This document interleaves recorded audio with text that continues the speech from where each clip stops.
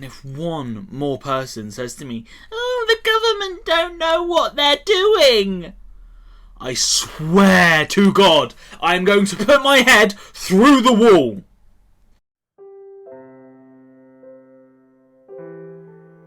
If you flatter yourself that you are all over comfortable and have been so a long time, then you cannot be said to be comfortable anymore. Wrap your heads around that, folks.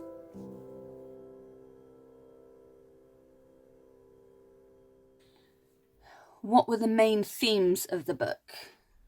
I know what people think of me, but it's an English literature course, not a bloody lefty lovin'. That's some deep shit right there. Melville had a way with words sometimes. Although, of course, other times he really could have done with a bloody good editor. The whiteness of white, the sound of white. As the protagonist says in the book, I was angry. And I do get frustrated. I do know that. I won't explain, just go and read it for yourselves. Or rather, actually just skip the whole chapter. Of course, I haven't finished Moby Dick yet. I will. I've been clapping, putting the guns in like a good un, you know. It's not a bloody clapping competition, is it? The clapping. I mean, no. We've just got to get behind our government. It's simple. It's clear. Some people are being too alert. Do you know what I mean? You can't catch it from a smile or eye contact. There was this man, the frozen food doll, who was like a meerkat. He'd rummage in the freezer, then quickly his head would shoot up and scan the horizon for danger. I get it though. I do, I hope when all this is over, the distances disappear a bit. To be honest, people don't really say anything to me, because they know I will challenge them intellectually on anything about their thinking. I have some pretty out there thoughts, but that's necessary sometimes. It's the grit that makes the pearl. I don't know what that means, I just said it. Oh, well, look at that. Me, of all people, missing small talk. Damn, I have been in quarantine for way too long.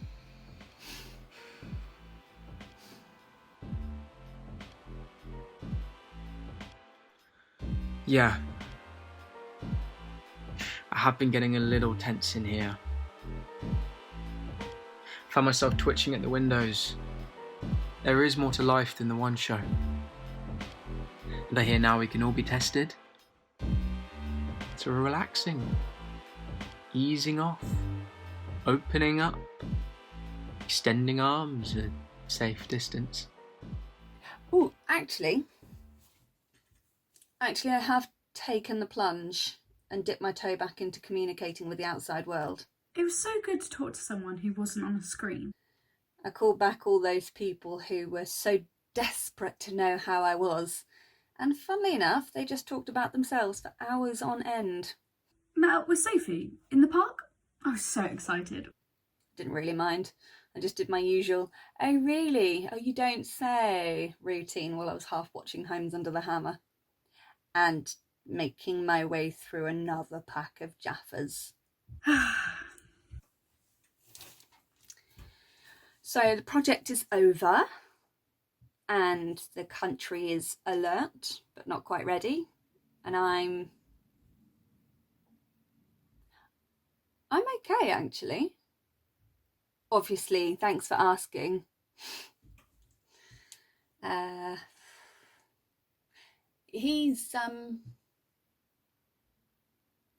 He might be okay now actually, I think. 12 hours ago, I would have given you a very different answer on both counts. 12 hours ago, I really was in that 9th ring of hell. He was in a bad way. He marched. He marched. Back and forth. It was like there was an army up there. And then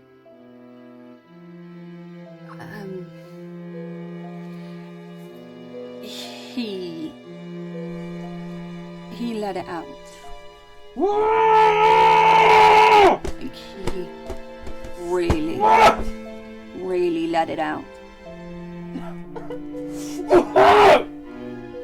I'd like to say that I went up there and comforted him. I'd like to say that I did something out of the goodness of my heart, but no. I went outside. Well, it was after the incident. The letter incident. Anyway, I'm coming back into Horse and I bump into Arthur, is it? I was freaked out. I mean, freaked out. Well, he's sweating like he's just come back from a run. There's a bit of a cringy pause, so I just blurt out, "I'm just down the hall." "Which hall?" he asks. Bit of a strange question, but... Really? "Just down the hall from you." He doesn't say anything for the longest time and just looks at me, sizing me up. Seems like an alien who's crash landed and is making their first encounter. I wasn't sure if he was going to speak again when he said, "The message?" Takes me a few seconds to twig. "Fix you, I say?" Again, he just looks at me for the longest time and then asks if the lights will guide him home. And before I could answer... I'd made the blanket into a sort of monk's cowl like this. I almost ran over this tiny guy when I came back from my run just now. Towards me strides a giant. I mean, I think he could have been a ghost. He was that pale. Snarl on his face, fresh from chewing on bones most likely. He was creeping to the entrance door and then he saw me and stopped. He gestured at me, sort of like a challenge.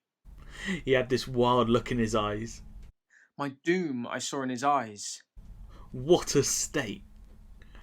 I mean, I'm not a predator. Did he think I was going to eat him? I mean, there was 2 meters between us. That was pretty clear. Enough. I was gone. Back here. He dashed back to his hole like a rabbit. I've seen him at lectures, actually. Sat at the back trying to look all aloof and intellectual. Probably thinks he's the first person to discover David Bowie or Marxism. It's just posture, no substance. So I didn't actually go outside.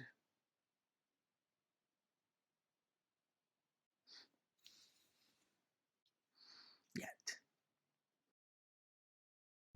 Tell the truth now. There's me banging on about staying on task, and, well, I've been a bit distracted. I've been getting out more, going on my runs, but it's not that. Anyway, my head is tripped out, and then I bump into Liam. Only spoke to him in passing. We move in different circles. You know how it is. It's funny how things happen, isn't it? Not that anything has happened. It's just, you spend all this time living around it and not speak to anyone, you can get the wrong end of the stick about someone. I always thought she was an airhead. Well, turns out I was wrong. I'm big enough to say when I got something wrong, you know? We had big chats. Didn't say a lot. I did most of the talking. Like I said, nothing's going on. Told him I just finished To Kill a Mockingbird. Tells me I need to read Hemingway. So, top ants.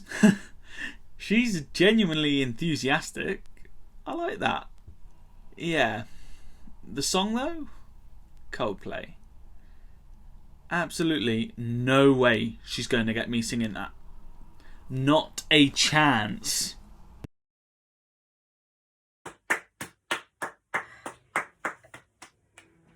A little less people are out tonight.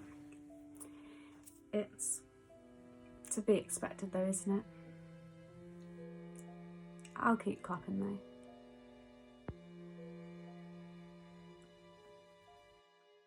Mum phoned yesterday night.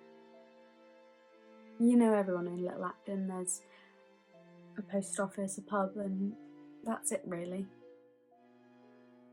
and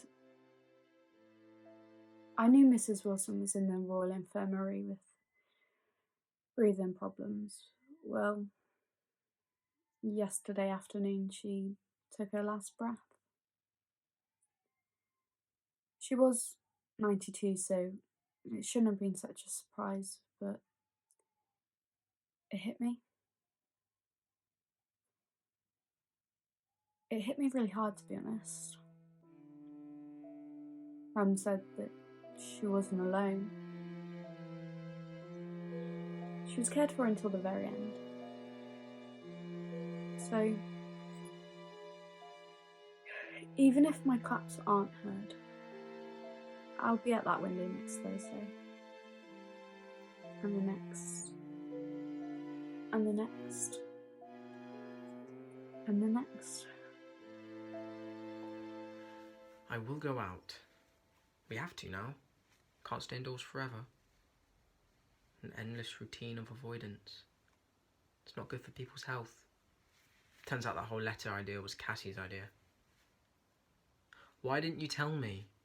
I spent a good couple of days feeling very peculiar about that because it genuinely freaked me out. I've met Cassie before. She's a little enthusiastic. A lot enthusiastic. She could get enthusiastic about dysentery. In this case, a Coldplay sing-along. Nope. I thought I would present my own interpretation to you of Fix You, using the cut-up technique employed by William Burroughs. Ta-da! I cut up the lyrics and reassembled them a little. Perhaps you could share it with Cassie. When you reverse your face and lose your home, your bones ignite something down below. You lose sleep, something you'll never know. Oh. When your bones stuck in something high above, streaming face ignite your love. Face, bones, face, bones. I will fix your lights.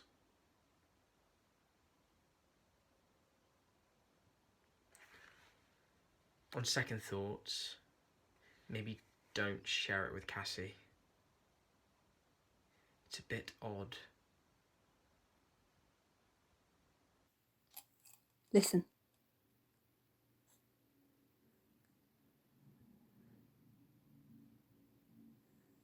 Can you hear that?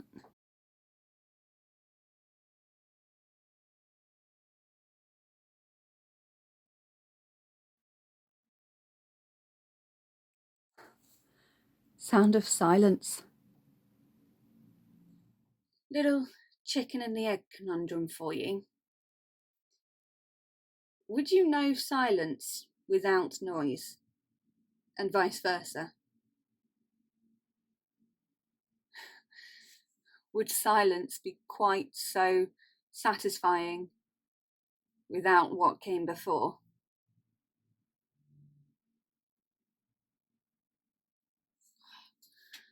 Life throws you out little curveballs sometimes.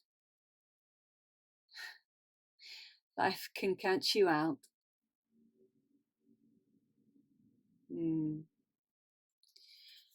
Little curveballs to remind you not to be quite such a smart ass all of the time.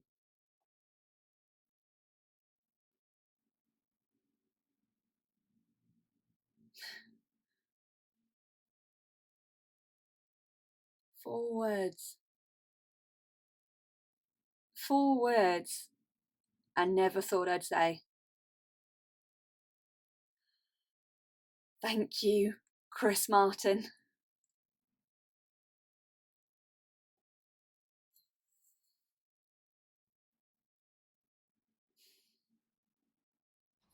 When you're too in love to let it go. But if you never try, then you'll never know. Just watch your words.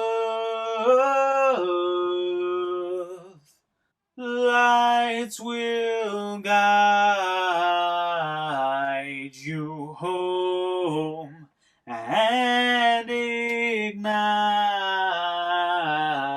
your bones, and I will try to fix you.